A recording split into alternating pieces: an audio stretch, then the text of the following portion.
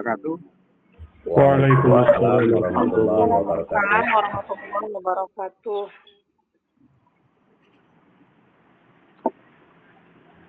Ya, makasih teman-teman. Sebentar.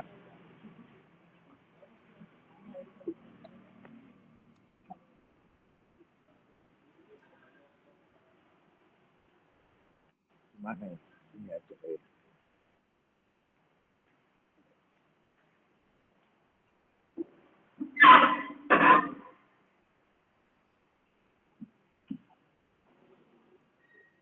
Oke. Oke, terima kasih ya Mas Rifai sudah hubungin yang nomornya baru hilang. Oke, mari lagi kita mulai sinkronus pada pagi hari ini dengan bacaan basmalah bersama-sama. Bismillahirrahmanirrahim. Bismillahirrahmanirrahim. Gimana kabar Bapak Ibu semua? Pak Khairul, Pak Kasep, Pak Tepen. Alhamdulillah sehat Pak. Alhamdulillah sehat Pak. Ya semua ya, alhamdulillah. Ya, ini Bapak masih di luar kota, ini masih ada acara menyampaikan sinkronus yang ketinggalan ya kelas ini ya. Kurang beberapa hari lagi untuk UAS, jadi harus kita selesaikan karena kelas yang 11 sudah sinkronus dan juga sudah mulai memetakan masalah-masalah identifikasi dan lain-lain. Ada Pak Netem juga ya. Dan kemarin tuh 2 minggu lalu ya, sebelum Idul Adha itu saya udah hubungin sama Pak Rifai, tapi katanya HP-nya hilang atau rusak atau apa itu.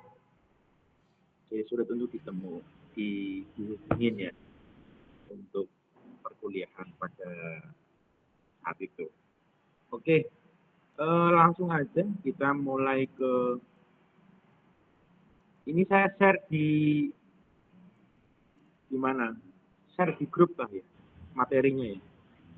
Kalian Bapak Ibu semua udah ngambil materi di Damel belum?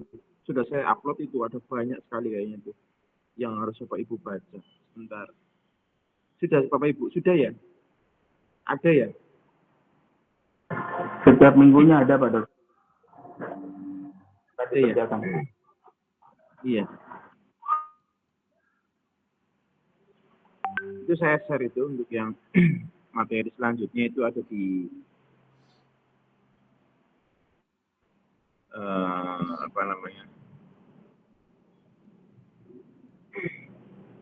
ada di grup.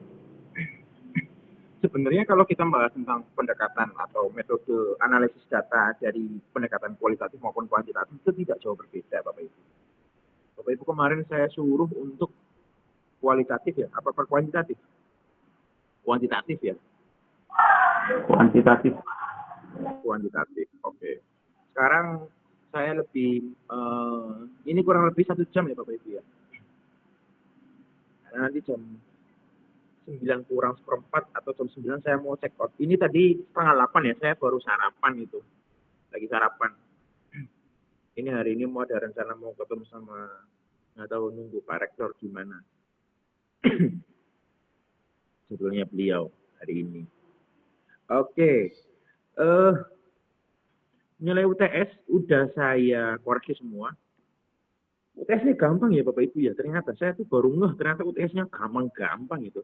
Kalau saya lihat di kelas yang reguler yang lain, metode penelitian itu soalnya lumayan untuk bikin Bapak Ibu tambah pusing ya. Karena saya lihat aturannya lagi itu satu mahasiswa itu bisa mengerjakan 4 atau 5 tugas dalam satu waktu untuk beberapa mata kuliah ya. Ada satu tugas mandiri, tugas ini, tugas itu ya Bapak Ibu. Makanya kemarin kayaknya sangat relevan bila soal UTS kemarin itu sangat mudah dan Bapak Ibu bisa menjawab itu dengan, saya yakin meskipun nilainya belum saya upload tapi saya sudah dapat nilainya. Tapi saya nggak baca semua, saya cukup lihat di awal, akhir, sumber, udah langsung nilai gitu ya. Dan insya Allah nilainya nggak ada yang B lah. Nggak ada yang B. Kayak Pak Ali tuh nilainya tuh nggak ada B-nya itu. Saya Busri Takutnya juga chip. ya Busri. Semoga sama Iya. Nggak ada B tapi C, D, E semua sama aja. Nggak, Itu insya Allah apa? A semua. Insya Allah A semua. Amin. Karena kalau saya lihat itu Bapak Ibu sudah paham apa yang saya maksud, terus juga mungkin beda di judul ya. Jadi oke, nggak masalah. Saya mau minta Pak Teten atau Pak Hoirul atau Pak Dasep bisa share screen, maaf, untuk sudah ada belum kiranya proposal yang sudah mau diajukan gitu, atau enggak buat ancang-ancang Bapak Ibu, atau Busri atau Mas Aldi atau Pak Irfan atau Bu Misri, Pak Budi, Bu Mualimah, Mbak Aib Napisah, Mas Irfan, Pak Ahmad Rahmatul, Pak Toto mungkin, Pak Bubulan, Mbak Mia, mungkin ada yang mau volunteer sukarelawan untuk mengeser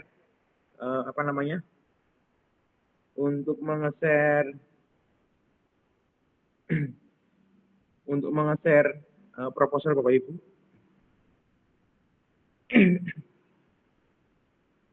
Ada yang mau nge-share?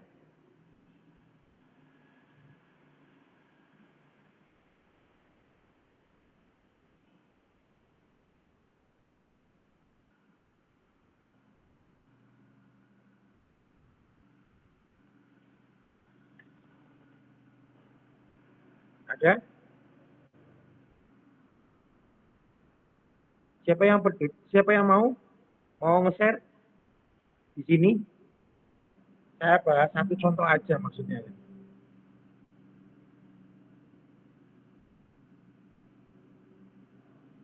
Siapa?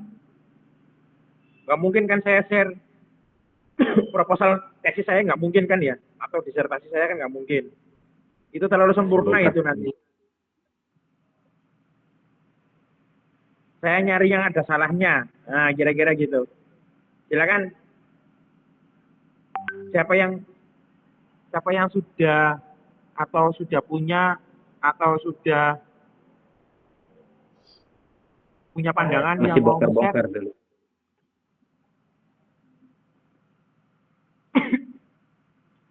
Pak Rifai. Dulu. Wah, bongkar file.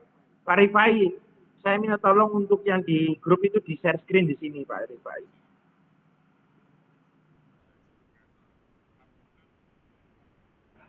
Materi Pak, yang materi. Iya, materi.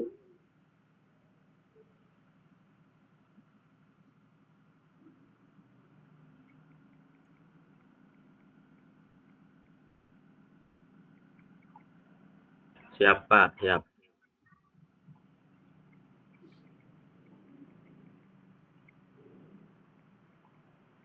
Mangga.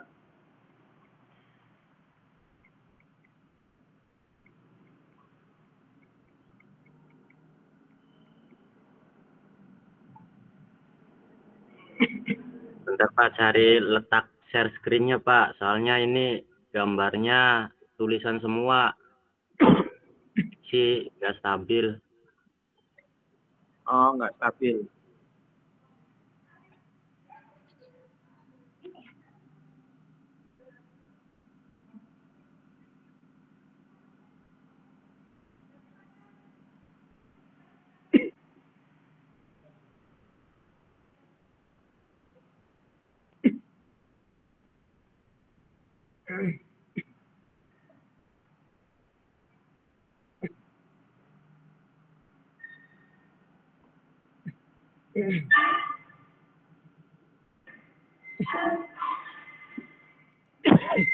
Terima kasih Pak Budi.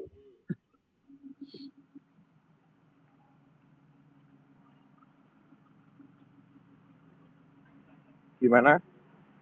Itu ada tadi Pak Budi udah presentasi. Saya belum ketemu Pak. Oh, belum ketemu. Siapa yang mau bantu kira-kira?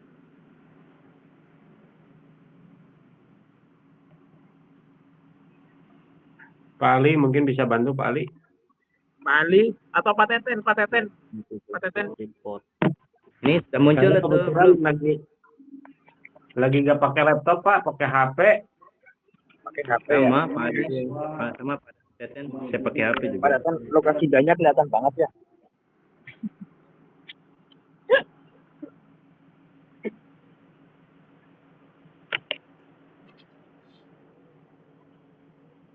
Oke, kalau nggak itu nggak apa-apa. Saya coba untuk mereview ya. Nanti Bapak Ibu bisa bahas untuk oke, analisis data kualitatif. Sebenarnya nanti untuk skripsi itu Bapak Ibu bisa memilih apakah Bapak Ibu lebih konsen ke kualitatif maupun kuantitatif. Kalau kualitatif ini yang kemarin kan kita sudah bahas tentang analisis data tentang kuantitatif. Dan sekarang adalah kualitatif. Sebenarnya kalau kualitatif itu lebih pada ini tadi saya terangkan di latar belakang. Analisis data kualitatif adalah proses menafsirkan makna dan data non-numerik, umumnya berupa observasi, wawancara, dan dokumentasi. Terus juga memiliki tujuan secara global itu lebih pada sifat mendeskripsikan sesuatu, pendapat, pengalaman, feelings good, atau perasaan sebagai suatu pemahaman tentang fenomena-fenomena yang terjadi di sekitar kita. Salah satu ciri khasnya itu bersifat induktif. Apalagi teknik menganalisis datanya itu ada teknik analisis data Niels Huberman, reduksi data, penyajian data, setelah itu penarikan kesimpulan.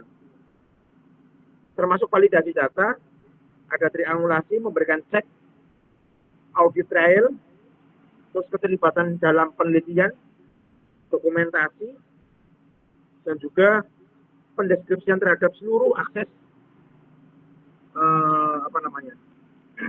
pendekatan-pendekatan itu. Jadi kalau saya bilang teknik analisis kualitatif itu lebih mudah untuk kita pahami karena dia bersifat non-numerik atau bersifat tidak menggunakan angka-angka seperti kuantitatif. Kalau kuantitatif itu setuju tidak setuju itu dikasih angka Bapak Ibu. Tapi kalau ini itu enggak. Bapak Ibu melihat suatu fenomena di sekitar Bapak Ibu, misalkan tentang peran guru terhadap pembentukan akhlak siswa di sekolah Bapak Ibu gitu ya. Itu Bapak Ibu enggak mesti harus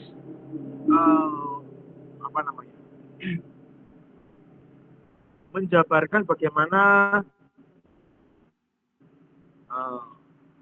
ketidaksetujuan perilaku-perilaku yang tidak baik ataupun perilaku-perilaku baik. Bapak Ibu cukup untuk terlibat di dalam fenomena-fenomena yang terjadi di kelas. Mungkin di ekstrakurikuler anak-anak. Mungkin di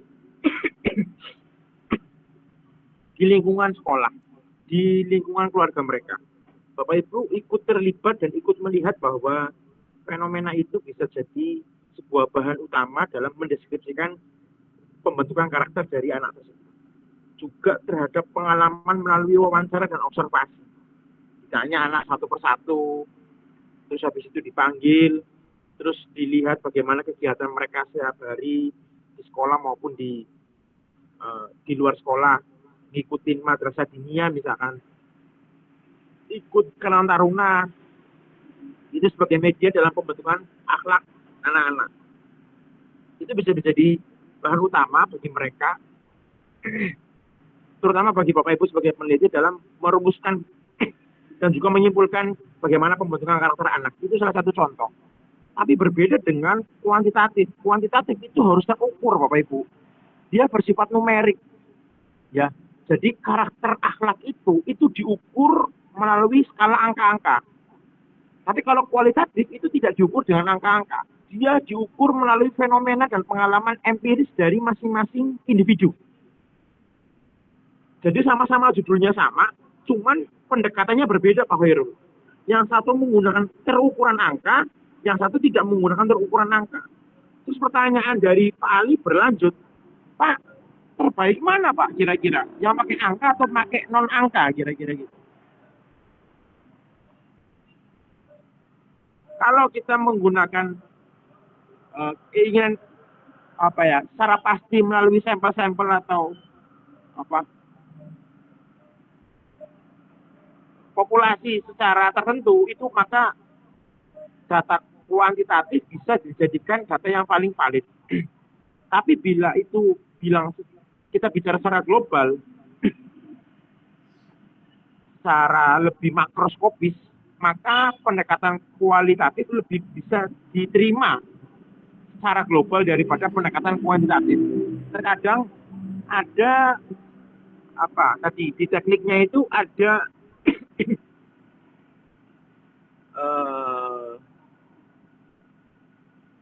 satu kasus kejadian di satu tempat. Bapak Ibu dengar semua ya? Satu kasus di suatu tempat itu tidak mesti berlaku di tempat lain. Nah, itu kuantitatif. Tapi kalau kualitatif, satu kejadian itu, kejadian peristiwa atau pembentukan karakter itu di sekolah itu bisa itu bisa bersifat sebagai panduan untuk seluruh sekolah ataupun 10 instansi atau lembaga yang Bapak Ibu sekarang sedang jalani. Jadi ada plus minus Bapak Ibu sebenarnya itu. Kita kalau menggunakan kualitatif lebih pada seperti ini, tapi kalau kuantitatif lebih pada seperti ini, kira-kira seperti itu. Tergantung bagaimana kita menyikapi dan juga mendeliver itu semua.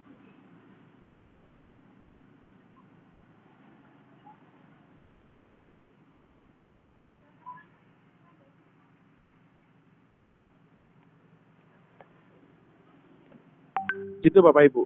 Silakan ada yang mau tanya.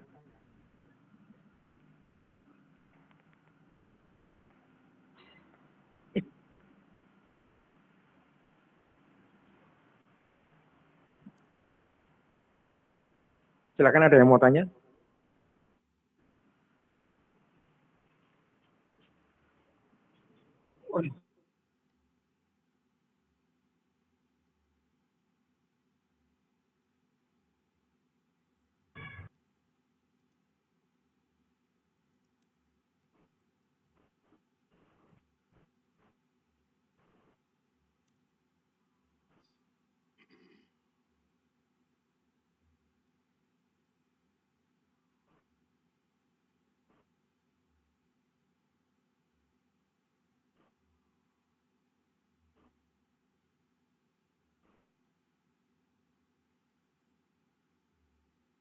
Yang mau tanya?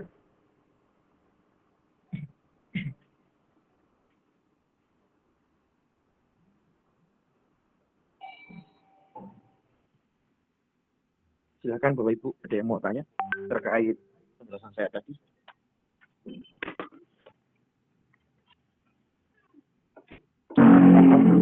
Ingin bertanya?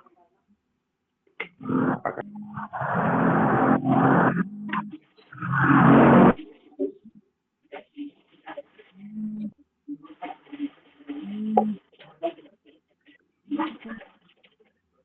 Saya izin bertanya Pak Iqbal.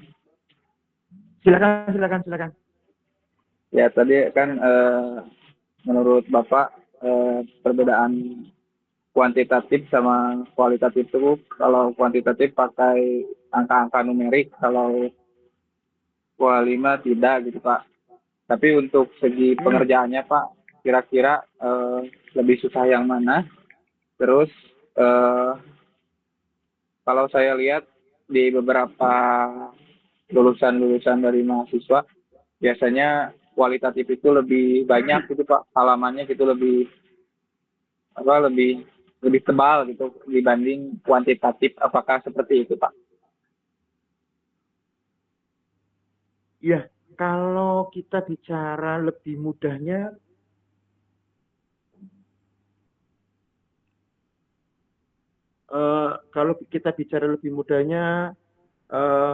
lebih mudah mana? Sama-sama mudah.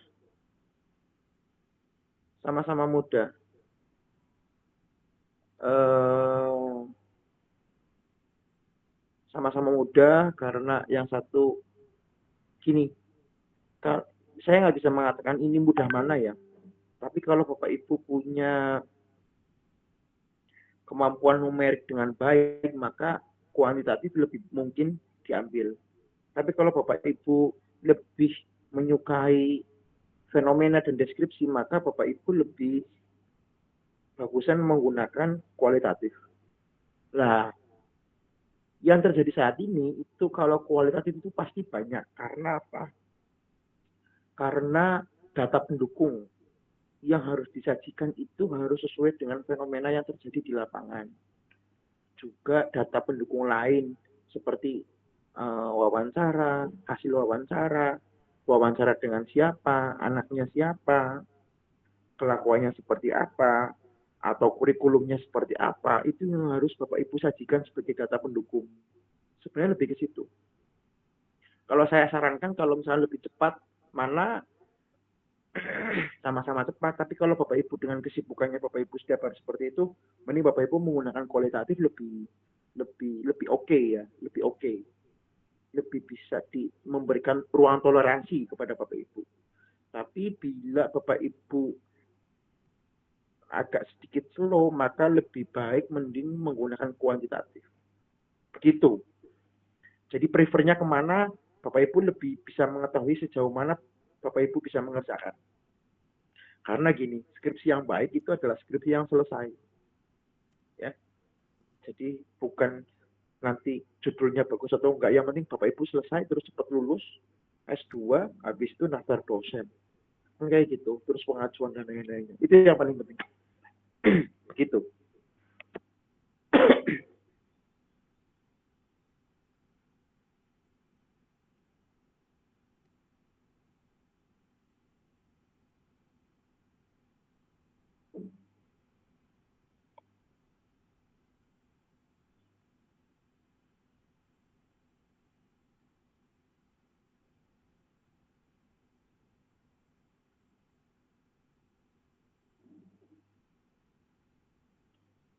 Gitu Bapak Ibu.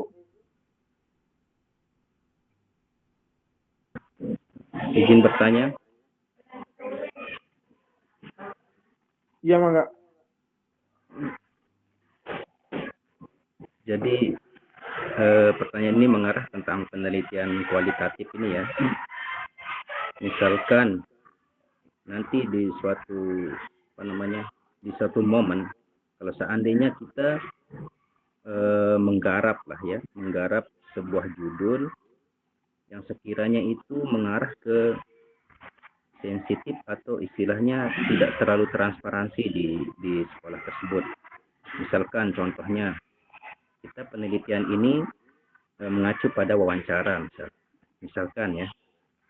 Nah, sedangkan yang akan kita wawancara itu misalkan fokusnya ke penelitiannya itu ke kepala sekolah atau ke bendahara karena terkait judulnya itu mengarah ke masalah keuangan misalnya. Nah, itu kan bisa jadi nanti di antara sekolah itu ada yang begitu kaku tentang informasi keuangan. Bagaimana cara kita menyiasati agar keterbukaan dari responden itu untuk mendapatkan kita data yang lebih valid. Bisa jadi nanti kan karena terhalang transparansi. Demikian, terima kasih. Iya, kalau untuk responden data validnya itu, yang penting Bapak Ibu pada saat melakukan wawancara ataupun menyebar kuesioner, itu Bapak Ibu pastikan Bapak Ibu juga ikut serta.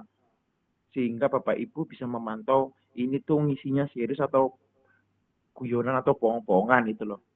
Atau ngarang bohong gitu loh ya. Nah, jadi Bapak Ibu paling tidak memantau seluruh responden yang akan menjawab pertanyaan dari Bapak Ibu. Karena jalan satu-satunya hanya itu. Yang lain agak sulit karena nanti jawabannya bisa dimanipulasi. Begitu.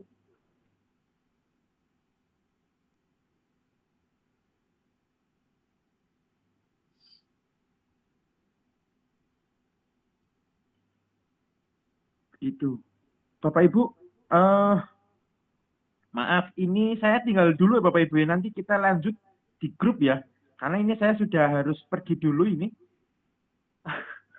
Ini langsung harus Ya, karena siap, jamnya siap, pokoknya Siap, Pak nanti Dokter. Bapak Ibu pokoknya Bapak Ibu nanti kabarin aja nanti kalau ada hal-hal yang ditanyakan lagi. Begitu ya Bapak Ibu ya. Ini saya harus Baik. langsung ini karena sudah di kamar saya harus siap-siap ini karena sudah di telepon. Nanti Bapak Ibu berkabar aja untuk hal-hal yang lainnya ya. Kalau Baik. ada yang ingin ditanyakan. Baik, Pak dosen. Terus minggu depan atau 2 minggu lagi nanti sudah UAS. Pokoknya Bapak Ibu tenang aja nilainya aman gitu ya. Ya, Pak.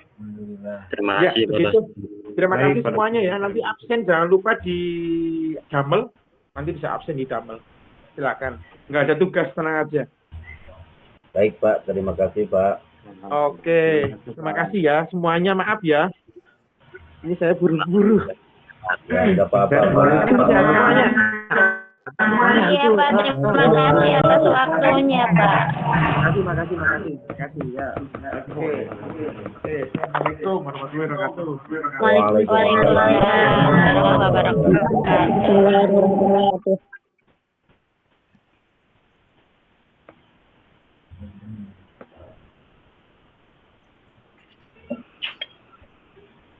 Gunung ada.